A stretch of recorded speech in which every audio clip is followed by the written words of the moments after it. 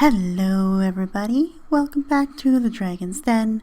Pull up a seat and pick a drink of your choice. There are many options available to you: coffee, water, tea, maybe even an adult beverage, who knows.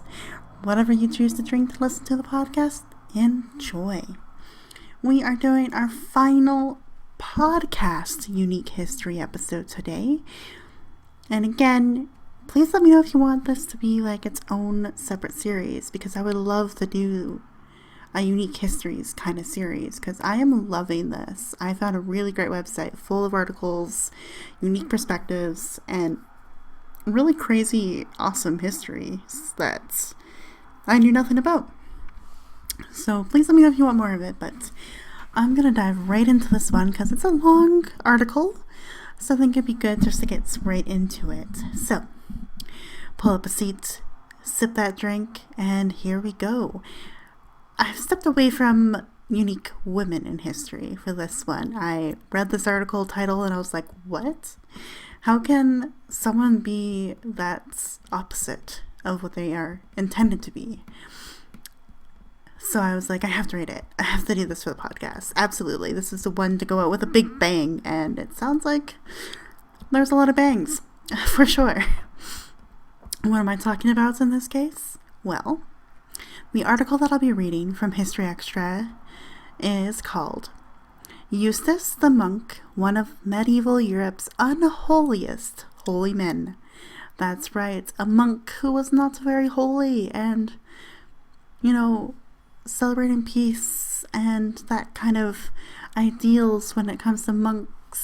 He did more than just that. I think he took it to the extreme opposite. So I can't wait to dive into the story. I'm going to begin here with a little introduction. Are we ready? Yes. He maimed, he murdered, he lied, he double-crossed. 8 centuries after Eustace the Monk died, supporting a massive French invasion of England, Sean McGlynn profiles one of medieval Europe's unholiest holy men. That's right, maimed, murdered, lied, double-crossed, and invasion. Lots to do with this story, lots to learn about and discover. I hope you guys are excited to hear about this very unholy man. 800 years ago, one of the most hated men in England met a grisly end. As the Battle of Sandwich... Sorry, I laughed at that one. Oh my god. Carry on. As the Battle of Sandwich fought off the Kent coast on August 24th, 1217, between the English and French navies, reached its bloody conclusion, Eustace the Monk was on the deck of his ships, vigorously swinging an oar around him as he tried to fend off his English enemies. A contemporary writer describes how he knocked down a good number. Some had their arms broken, others their heads smashed in, another had his collarbone shattered. But Eustace's luck was about to run out. Soon, he was overwhelmed by his foes, and after attempting to escape, he was dragged on deck and decapitated. What did this guy do to piss off the English? Well, I guess we're about to find out, huh? But man, he knocked down a good number, smashed some heads in, broke some bones. Pretty impressive if you're by yourself fighting and fending off for yourself. It continues. Eustace's severed head was fixed on a spear and paraded around the southern ports of England to reassure their residents that this fearsome pirate was finally dead. The people celebrated his bloody demise long and lustily. But why? How had a former Benedictine, some of these words are quite hard to read some days. Benedictine monk became reviled for his lust for loot and violence? And what was a man who had once dedicated his life to the service of God, throwing his weight behind the French invasion of England? Good questions. I'm so happy I found another pirate story. We need pirates in our lives. Let's see what he did here. Eustace was born around 1170, son of Baudouin Busquets, a lord of the county of Boulogne on the northern coast of France. I'm pronouncing all those words wrong. I apologize. France.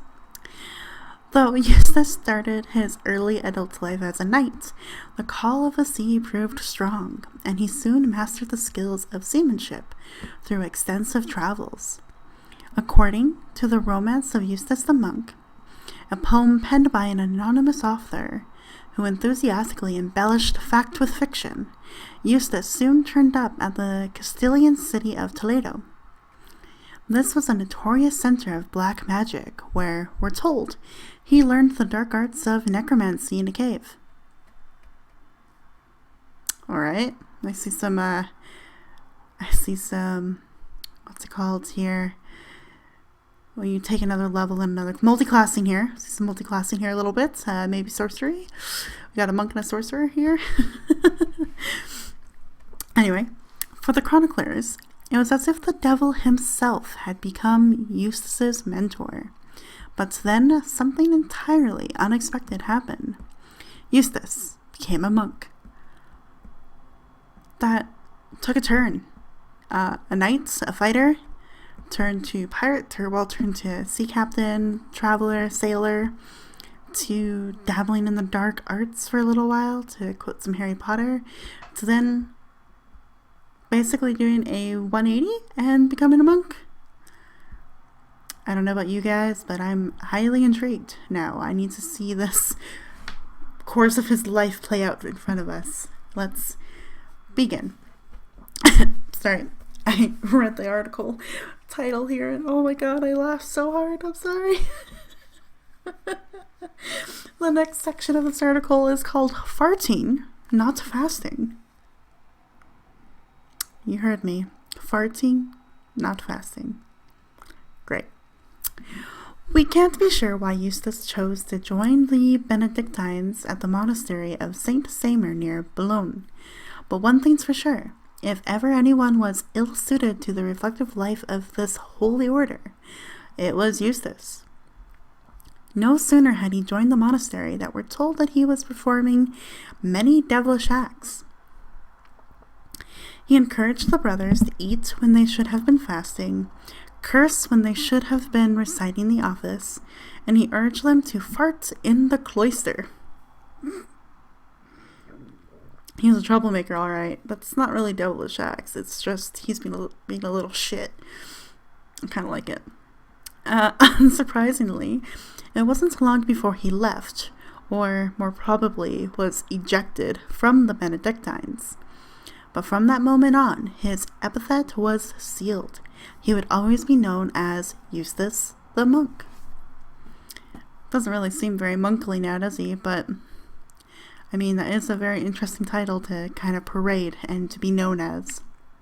Well done, Eustace, well done.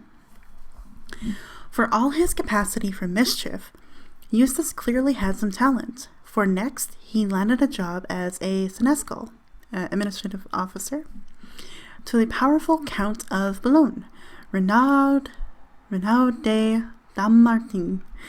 French names, I'm so sorry, but Renaud de Dammartin. It seems that Eustace was soon up to his old tricks again, as he was accused of financial impropriety. Fearing prison, Eustace fled and began a new career, this time as a bandit. I love it. Just this trajectory of his life has been very interesting. A noble knight, a fighter, warrior, sailor, learning some devilish things, potentially necromancy, magic, going into a life of a monk, and basically getting expelled from there, or leaving on his own whims because he realized that he will never fit that life, to being an administrator, to committing fraud, basically, and now a bandit. Checks out. Seems like a good trajectory for where he was headed. Let's continue. Taking to the forest around Boulogne, Eustace sustained himself through brigandage. I'm assuming like plundering and stealing, I'm assuming. That's a really strange word, brigandage. Anyway, and a thirst for revenge against the Count. Oh, we get revenge story. So he didn't like the Counts. Here, the legend really takes off. Eustace and his men engaged in a series of outrageous escapades, robbery, lightning raids, dramatic escapes, as they pursued the former monk's vendetta against the Count. There is very much a Robin Hood element to the tales told of Eustace, not least in the proliferation of disguises he employed. At one point in the romance, he takes on the garb of a leper with a clapper, a bell basically, to trick Count Renaud into giving him money as charity. He also, we're told, bound up one of his legs to play the part of a one-legged beggar, again deceiving the Count into handing money over, before promptly jumping onto one of the Count's horses and riding off with his crutch hanging down. Wow, he is a little shit disturber, this guy. I love it. Takes his money, takes his horse, all in disguise still, and rides off with the crutch or the wooden leg, quote unquote, hanging off the horse. This is funny. I am enjoying this one. On another occasion, Eustace dresses up as a woman and approaches one of the Count's young knights. "Let me get on this horse, and I will give you a..." F word, I think. He says, "Let me get on this horse, and I will give you a fuck," he says. The knight is keen to pay for the indecent proposal, so Eustace entices him further, declaring, "I will teach you how to use your bum." I will give you a fuck, and then I will teach you how to use your bum. Guys, if you need an art in persuasion, there you go. Give someone a fuck and teach them how to use their bum. It's all you need to do to convince someone to give you their horse, apparently. As the man lifts Eustace's leg, Eustace let out a fart. It's like the pull my finger joke, except it's with his leg. Wow. Beautiful. I love it. Needless to say, the story ends with Eustace stealing the knight's horse. Sounds about right. Wow, good job. And all through very intriguing, interesting lines. He's a clever one. I need to maybe create a D&D character in this guy's name. I'm kind of intrigued. But there is a dark side to these humorous tales. When Eustace captures 5 of the Count's men-at-arms, he cuts off the feet of 4 of them, telling the 5th to convey a message to the Count. This knight does so, and, as the Chronicle Riley tells us, does not forget his trotters. So, he brought the feet of the men with him to really show that this threat was real. Do not forget his trotters. Blacker still is this episode in which Eustace seizes one of the Count's spies, a young boy, and forces him to hang himself without even the opportunity to make his confession. That's dark. I mean, cutting off the feet of these men is awful, absolutely. And then sending the 5th guy with the feet to the Count, that's nasty. But then to make someone kill themselves, that's really dark. I was having fun with the story until it hit that point. Nasty guy. Alright, let's see here. Next part of the article here is titled England's Cunning Ally. So I guess he was an ally to England at one point somehow. Let's figure out how he became an ally to England. By now, Eustace's cunning and cruelty had earned him quite a reputation in the environs of Boulogne. Soon, he would be making waves on the other side of the English Channel too. For, by early 1206, he had started working for King John of England. Hey, this is like a continuation of Eleanor. Look at that, we get some more follow-up with how her son did as a king. I think it's pretty cool, although I'm a little nervous now because Eustace is a part of the story, and we know he's not the nicest guy. So let's see what he does to poor John. Eustace picked up Oh, sorry. Eustace picked up an opportune moment to ally himself with the English king, for John was in the middle of a bitter struggle to wrest the Duchy of Normandy back from the French. Okay, so this must be quite a bit later after, 1206. So his mom passed in 1204. Yeah, so this is a couple years after where he started to struggle and lose power. There we go, we got the timeline, figured it out, got good.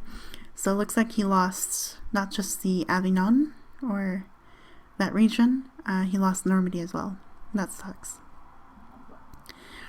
By supporting John's campaign, Eustace would propel himself from the forest of northern France onto the international arena. Oh boy.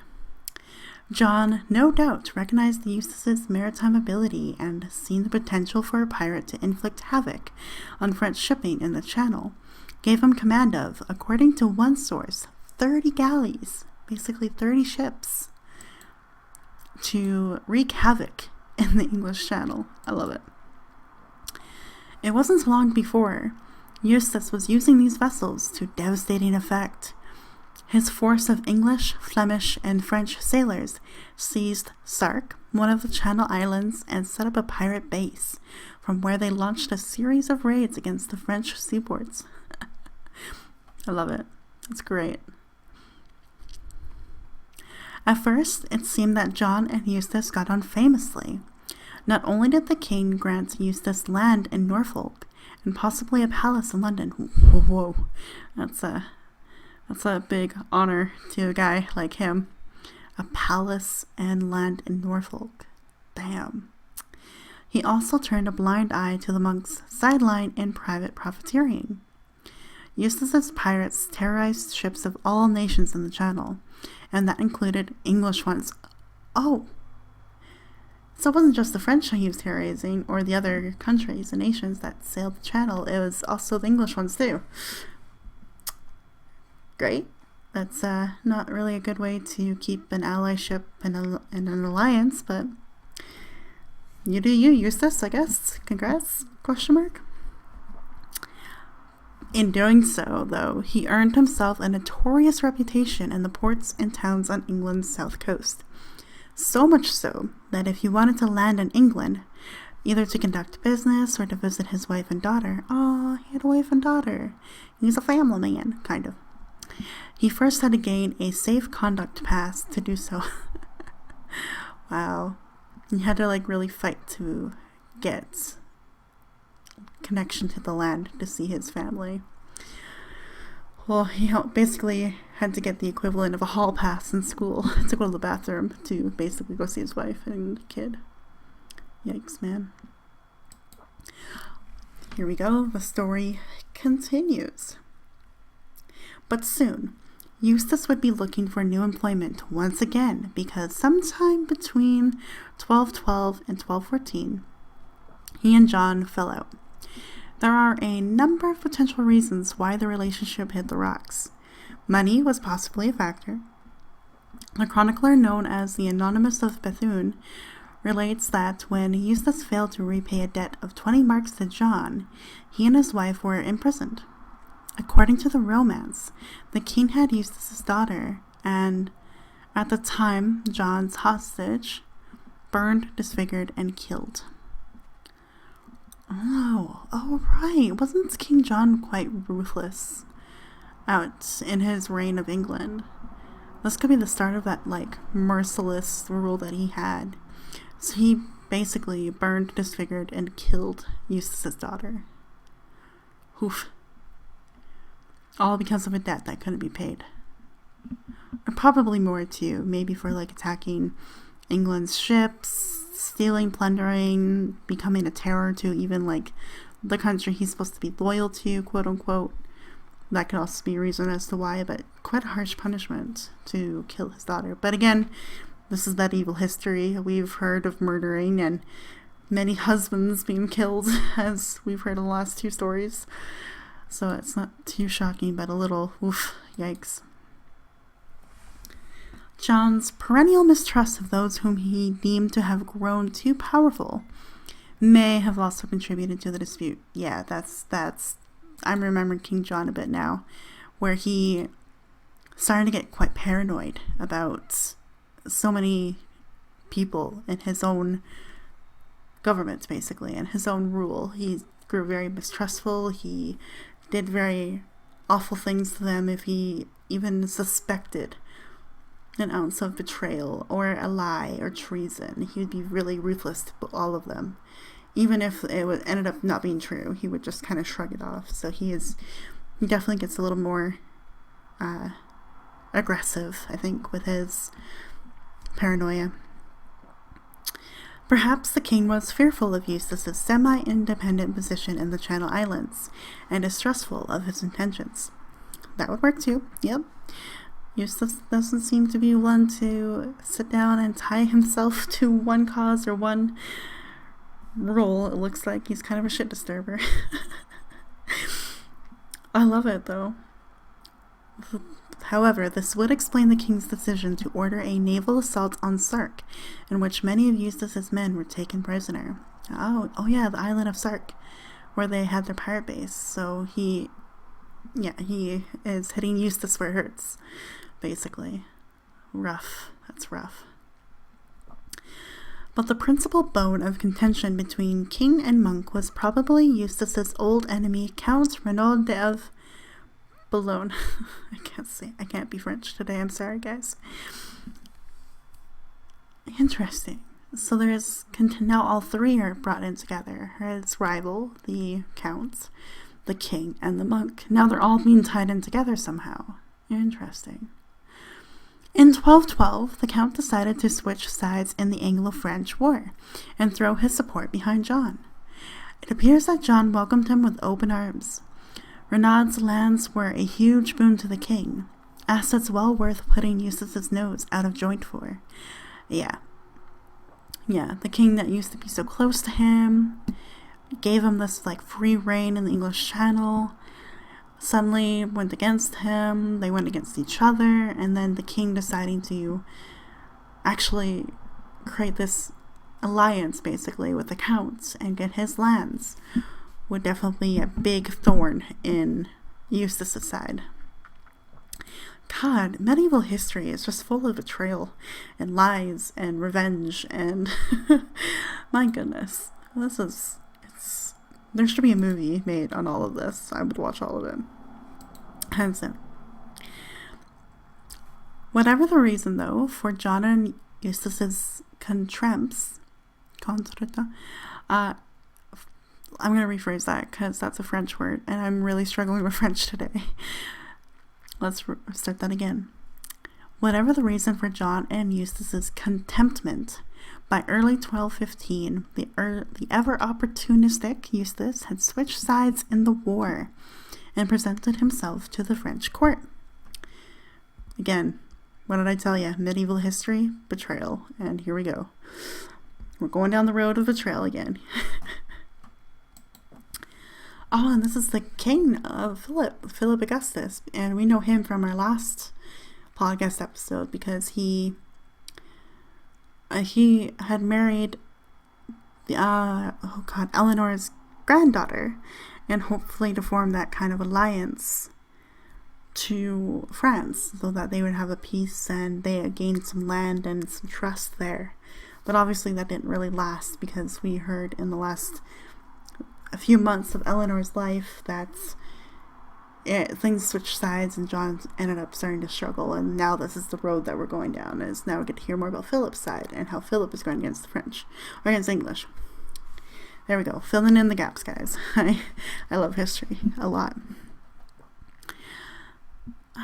Just as John had once been quick to realize the potential in employing Eustace's talents against the French, so the French king, Philip Augustus, was keen to make use of Eustace's knowledge of the Channel and his inside information on English military organization. Yeah, I can see that being appealing. Absolutely. He worked for the king directly. He had full control over the Channel directly. And him coming to the King of France, currently against the King of England, that would be a huge asset in any war, in any conflict. So yeah, of course he'd want to hire him. For sure. Clever. The romance reports the first meeting between the two men. You are not big, but small, yet you are so brave and bold. Philip reportedly told his slippery new ally, you know a great deal about guile and cunning, and do not need a cat's grease to help you. Yeah, it sounds like what King John did to Eustace as well. You seem pretty clever. You're cunning. You know your ways. You don't need my help. Here you go. I give you permission. That's what you're going to do. Oh boy, I'm nervous to see how this continues. Gosh, this is crazy. I love medieval history now. Oh, I think I found my new passion and interest here for the series for a little while. Okay, so Eustace was appointed Philip's admiral for the Channel. Again, another fancy title for you now own the Channel for the French. Go for it. And now, with the war against England entering a dramatic new phase, embarked upon the most intense and spectacular military chapter of his career. Because, yeah, he has the sailing expertise, he's been kind of causing havoc, he's a good pirate, and if we remember, his very first real job or role in life was a knight. He knew how to fight. That rhymed. A knight that knew how to fight. Moving on. In May 1216, Prince Louis, heir to the Capetian throne in France, invaded England, quickly seizing half the country and receiving the homage of up to 2/3 of England's barons. I remember this, yeah. The young prince led a military campaign, and I remember this a little bit too, with the history of England-France, because, man, that history is long, extensive, and rough. But yeah, I remember Louis, like this part of English history, Louis coming in and capturing it for quite a while. But where does Eustace play a role in this? I'm kind of curious. Here we go. So Eustace played a major role in the French invasion, ferrying troops and supplies across the Channel. In the spring of 1217, he was to prove his worth to the French campaign once more, dramatically breaking through an English blockade of the coastal town of Rye, and rescuing Louis, who was trapped there. Oh, snap! So he went to the King of France directly, basically, said, hey, done with English, I hate him, I know all this stuff about it, do you want to use me? Can you use me? And of course, King Philip is like, yeah, absolutely, we can use you. He gives him the title Admiral of the Channel, and then he proves himself even further useful to the French by saving the prince, saving the king's son as well. Wild. So far, there's no betrayal here, so he seems pretty loyal to the French. I mean, he is from France originally, Boulogne, right? So there's that connection. So I can see why he's being a little more loyal or more focused, I guess, to prove his worth here in this situation. Neat. Yeah. Wow. To save a prince from probably certain death, I think, from the English, would be a huge honor, like a huge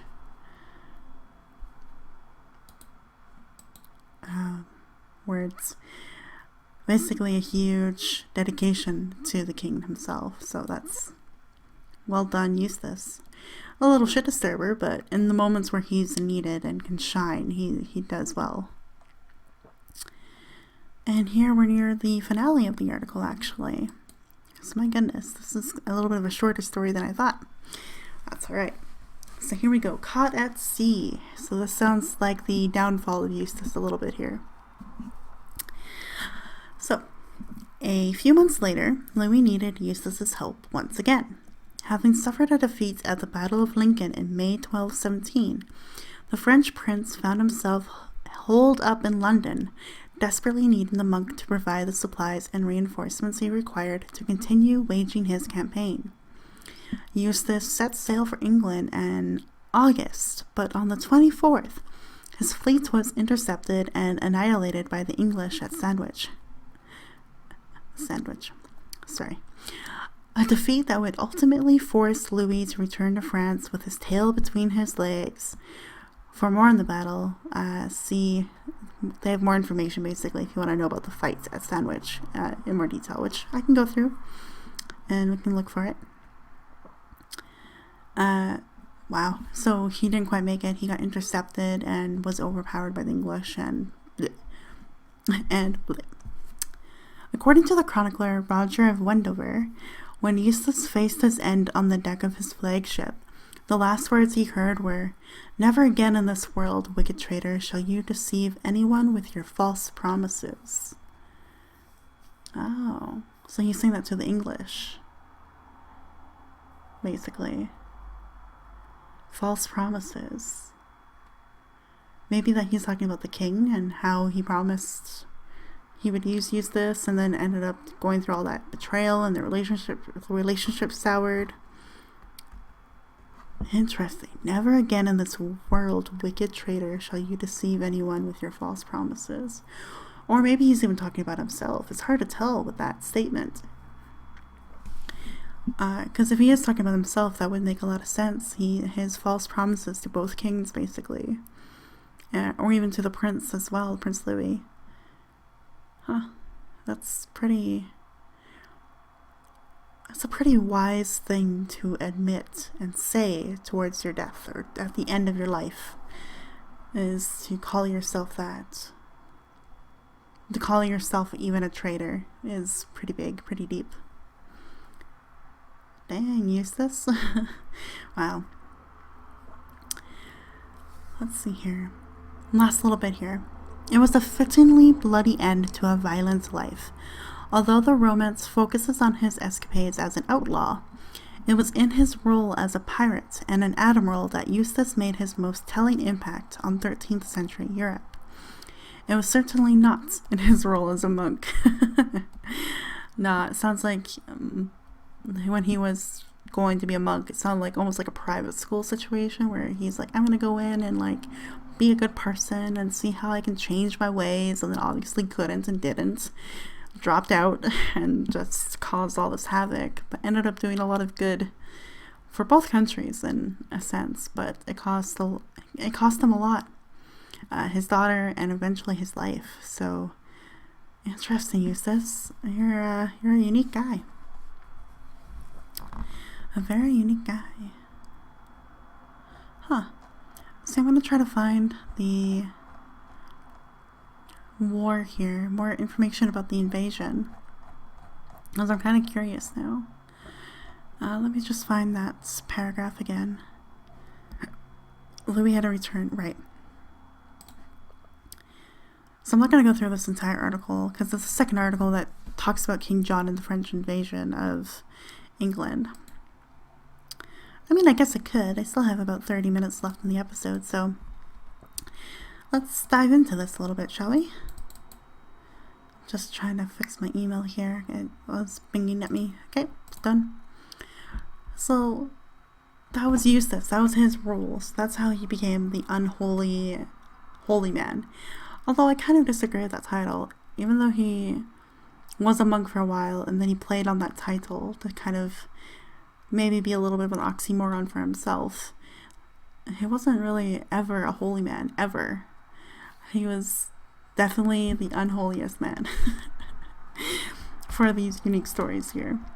So, Eustace, you're a unique guy. I have massive respect, but I'm also sorry that it costs so much to him. Alright, so that's right. He's known as the Bad King, John of England, Bad King.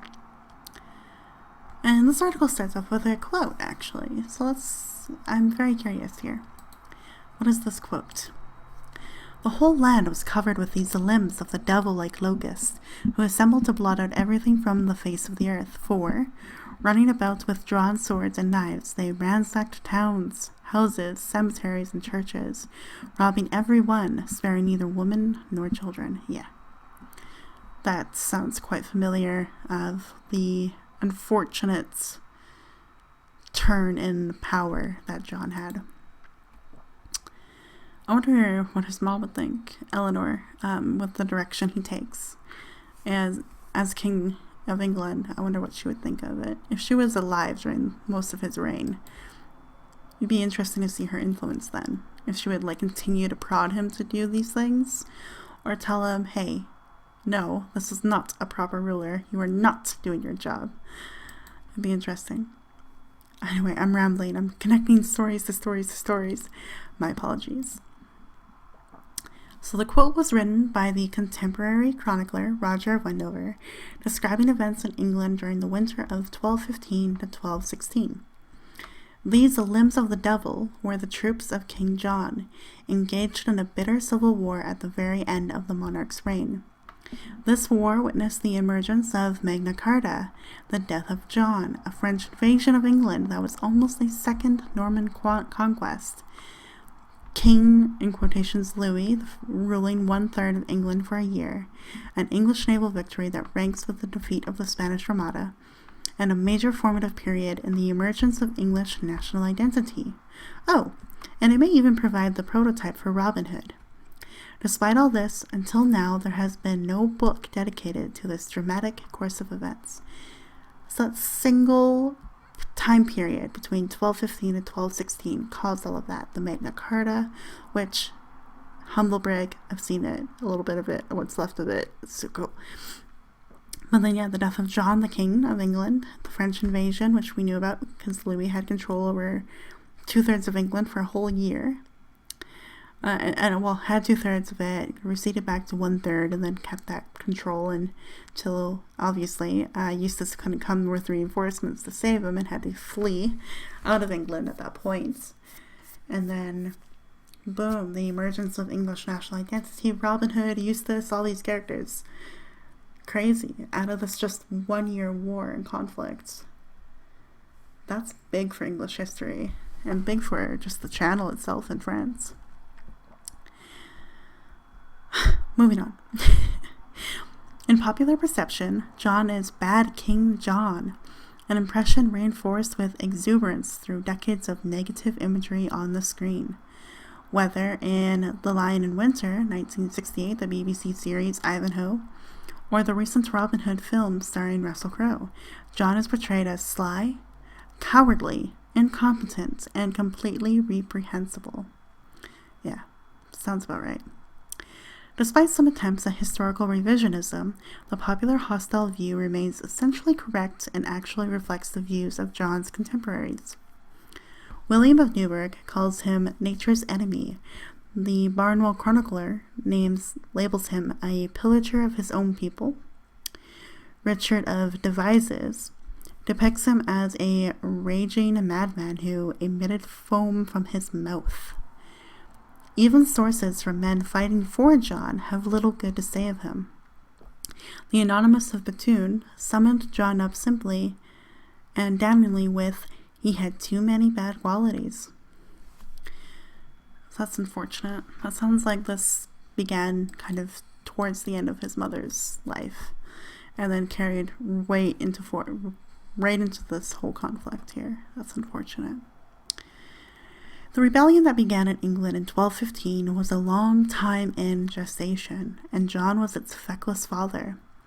Crowned in 1199 and momentarily victorious over his enemies at Mirabeau, this is Western France, in 1202, John captured and almost certainly murdered his teenage nephew Arthur of Brittany, and alienated powerful Norman lords by the harsh mistreatment of his prisoners. Okay, so 1202, mother dies. Just want to point that out. And then he captures his nephew, so family. He captured him, Arthur Brittany, and then mistreated his prisoners. Started this kind of big, wrathful momentum, basically, in his reignship. Worse still, his defense of his continental lands where it was fitful and ineffective. By June 1204, the French king Philip Augustus had conquered Normandy. Wendover hints that John, who had beaten a precipitous retreat to England, preferred enjoying all the pleasures of life with his barely teenaged bride, boasting that he had plenty of money to retake all that had been lost. Alright, so ego's up there too. He's got a bit of an ego. Good for you, dude. However, it was the collection of this money that drained baronial incomes and fostered their discontent. So he decided to take the money he needed to try to get this land back from the barons, the actual lords in England, working and having workers and that kind of thing. So he basically was taking the money from them to try to get this conquest back. Yikes. The rest of John's reign was dominated by his attempts to win back his lost lands and lost pride. To this end, he put the screws on England.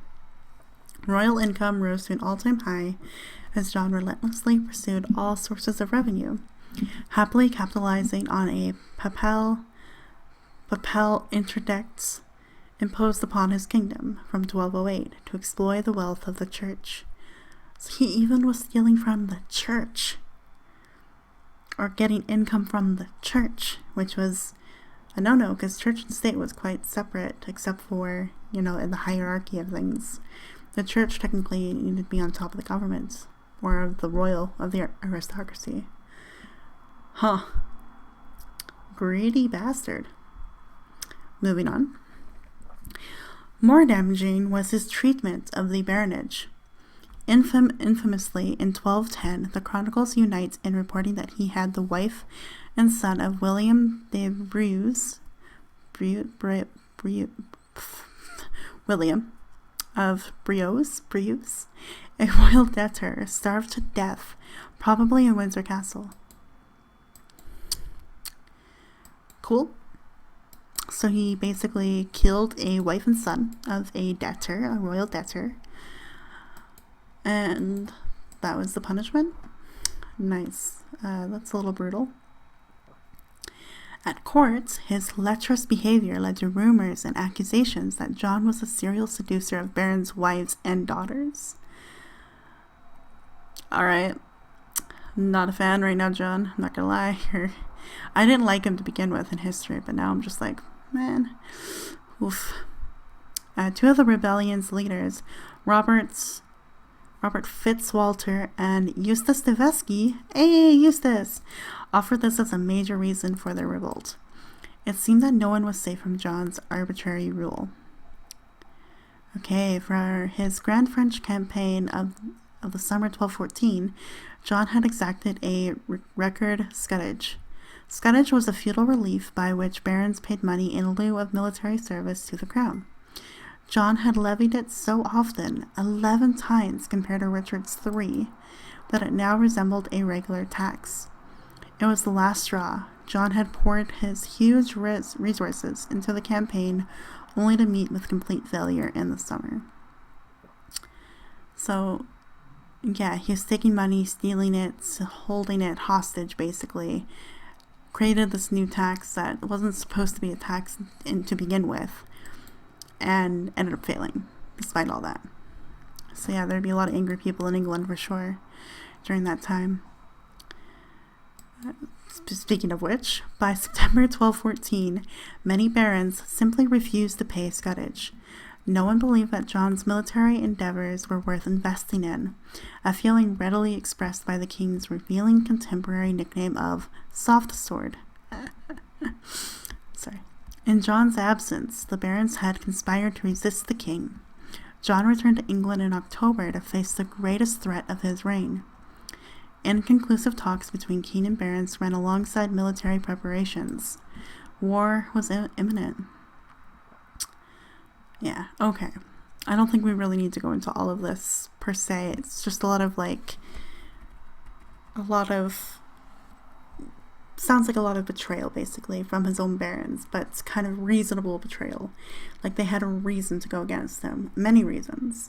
He took their money from them too often.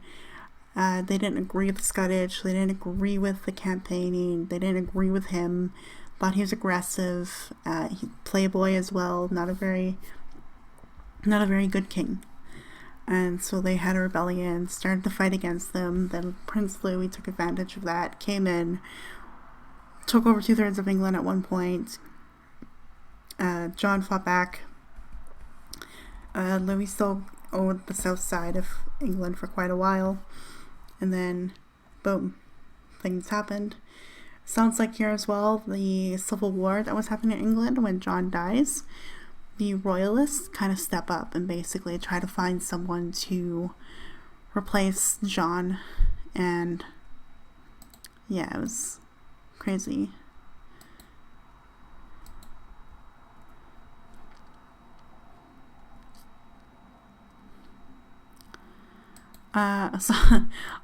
Sorry, I should not be laughing at this. Unfortunately, King John died from dysentery. So he died from that. That's unfortunate. The grievances against John cannot be laid at the door of his unblemished heir, the 9-year-old Henry III. And so, under the protection of the elderly William Marshal as regent, the royalists rallied the English to defend our land against the French invaders. Okay, so they had this guy. So his son was only 9 years old when his dad died. That's so sad. But he obviously couldn't become king yet in the times of war. They don't want a 9-year-old making wartime decisions. So they had this regent kind of step in, and then it led for this movement for royalists to come together and fight off the French. And then that's how they were able to be successful. That is really interesting. What a crazy story. Eustace played a huge role in that. Even in the article it mentioned that Eustace and the other guy went against him. Where's that line? I gotta find it here.